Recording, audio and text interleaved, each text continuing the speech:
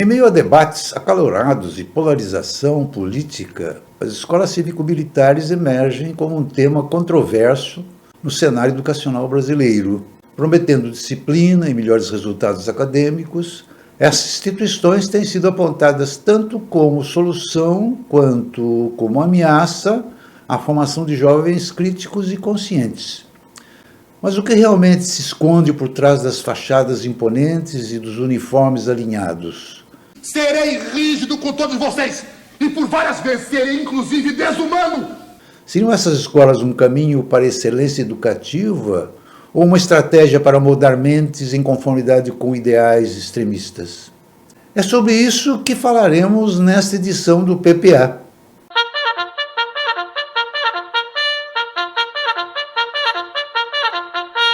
Primeiramente, queremos lembrar os princípios defendidos na estruturação das escolas cívico-militares. Disciplinação, termo ligado à imposição de condutas sem o mínimo de diálogo exigido na educação do alunado. Não confundir com disciplina, obtida por meio do diálogo democrático nas unidades escolares da rede pública. Patriotismo, conhecido popularmente como o último refúgio dos canalhas, segundo Samuel Johnson. Ou seja, conceito garantidor de regimes ditatoriais contrastado com contestações democráticas. Seriam patriotas os golpistas do infame 8 de janeiro, somente por se cobrirem com a bandeira brasileira, enquanto vandalizavam os prédios dos 3 poderes da República? Civismo, ou seja, Brasil, ame-o ou deixe-o, termo muito difundido nas décadas da ditadura militar, 1964 e 1985, entre outras butades ligadas ao falso nacionalismo passadas à juventude alemã e italiana durante o nazifascismo, que vem caracterizando a extrema-direita golpista do 8 de janeiro. Porque eu estarei com vocês em todos os lugares, em todos os instantes. Lembramos também que defenderem os extremistas o Deus, pátria e família, é preciso saber o que significam esses conceitos. Aquele Deus, com letra minúscula, conceito defendido pelos extremistas, por certo, seria essa uma falsa divindade, posto que Deus prega o amor ao contrário dos extremistas, que espalham o ódio e a intolerância nas redes sociais. A pátria dos extremistas seria aquela a qual expusemos anteriormente, contudo, a dos democratas é aquela expressa pelo grande poeta português Fernando Pessoa: minha pátria é minha língua. Família, aquelas do mito que os extremistas adoram, dando nome aos bois. E é justamente essa caterva extremista que vem defendendo com unhas e dentes a expansão dessa excrescência educacional, ou seja, as escolas cívico-militares.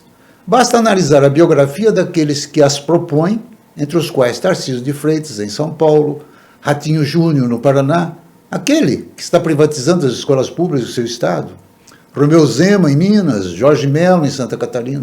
Todos eles com fortes vínculos com a extrema-direita, aprovando as escolas cívico-militares em suas assembleias legislativas, nas quais grande parte dos deputados dessas bancadas governistas seguem a mesma cartilha desses governadores.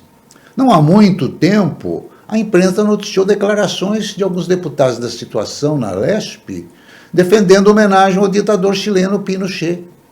Alguns outros se orgulhando a si próprio de serem adeptos de Hitler e de parente que durante o regime nazista alemão fora ministro do carniceiro ditador germânico.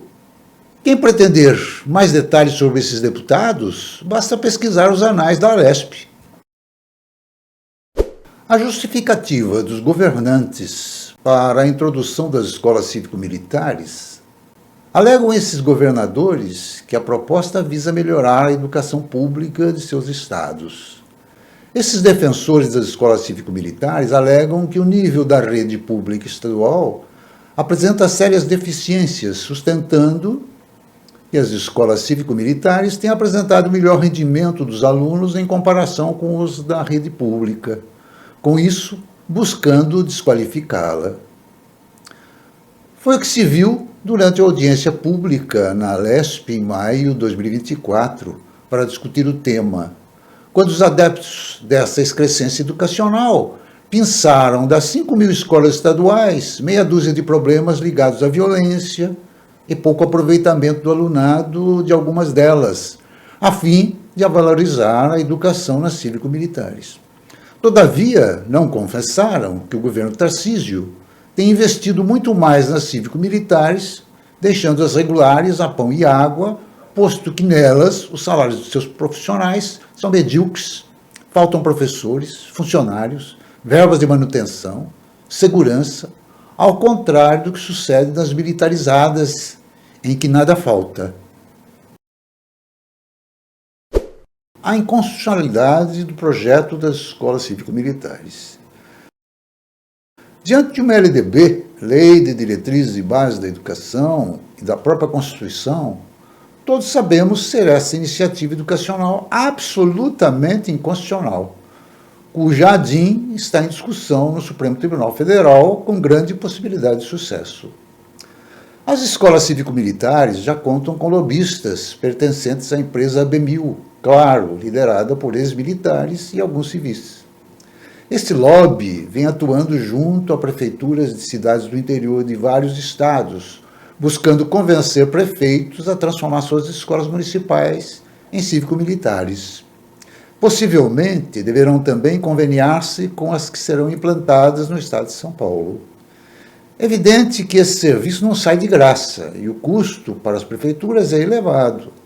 Sabe-se que os ganhos com o sucesso dessas conversações com prefeitos já somam 11 milhões de reais em contratos assinados sem licitação, com pelo menos 10 prefeituras do país.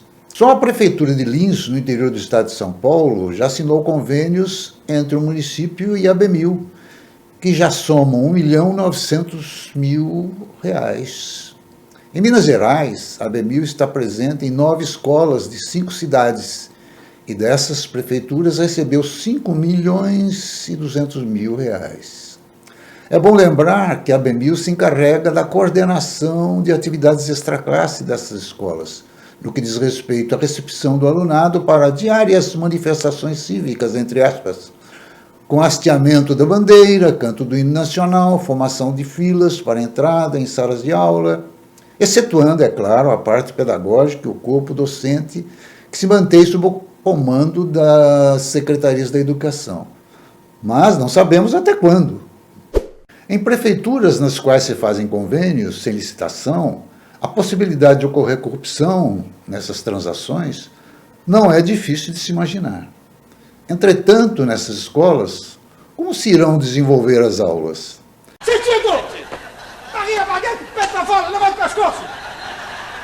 Não é preciso dizer que a estruturação das escolas cívico-militares será de responsabilidade da empresa lobista, introduzindo militares na vigilância do alunado, evidentemente intimidando-o no que concerne à disciplinação, o que se poderia esperar ser o normal numa escola permanentemente militarizada. É de se imaginar também que um discente desobediente e contestador às normas rígidas possivelmente não esquentará lugar nesses bancos escolares.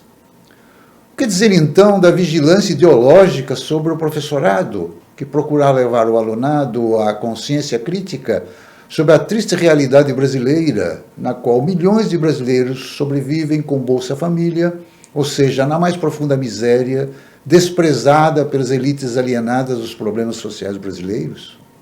Com certeza serão taxados de comunistas e expulsos dessas unidades escolares. O que será da formação intelectual desse alunado, ao fim e ao cabo do ensino médio, num ambiente tóxico, como as escolas cívico-militares? É por tudo isso que esperamos que o Supremo Tribunal Federal coloque pá de cal sobre o perigo a que estão expostos nossas crianças e jovens diante de uma educação desvinculada dos princípios humanísticos e democráticos ignorados pelos ingênuos e desavisados pais que acreditam piamente numa educação militarizada. Obrigado, colegas, e até o próximo PPA.